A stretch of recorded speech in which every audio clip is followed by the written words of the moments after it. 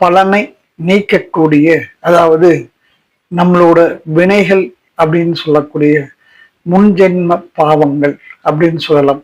அதெல்லாம் நீக்கக்கூடிய, அதாவது பித்ரு தோஷம் நீக்கக்கூடிய ஒரு முக்கியமான நாள்னா இந்த ரத சப்தமி. இந்த ரத சப்தமி என்பது என்னன்னா சூரிய ஜெயந்தின்னு சொல்லலாம். அதாவது தட்சணாயத்துல இருந்து உத்தராயணம் நோக்கி சூரியன் நகர்வது தான் இந்த ரத சப்தமி.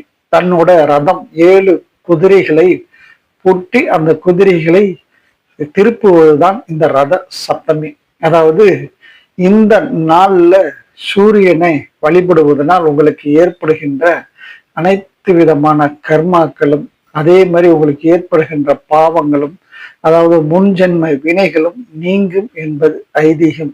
ஆகவே இந்த நாள்ல நீங்க செய்ய வேண்டியது என்னன்னா, அதாவது காலையில 6 மணியிலிருந்து 7 மணிக்குள்ள சூரிய வழிபாடு செய்வது மிக மிக முக்கியம். அல்லது நவகிரகங்களில் இருக்கக்கூடிய சூரிய பகவானை வழிபடுவதும், சிவாலயங்களில் உள்ள சூரியனை வழிபடுவதனாலும் உங்களுக்கு மிகுந்த நன்மை ஏற்படும்.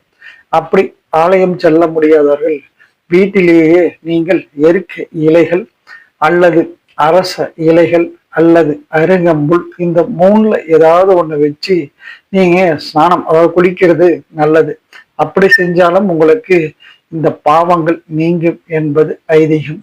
அப்படியும் இல்லைன்னா நீங்க கண்டிப்பாக எந்திரிச்சு காலையில சூரியனை பார்த்து வழிபாடு செய்வது மிக மிக சிறப்பு. இந்த ஒன்னையாச்சும் கண்டிப்பாக எல்லோருனாலே முடியும்.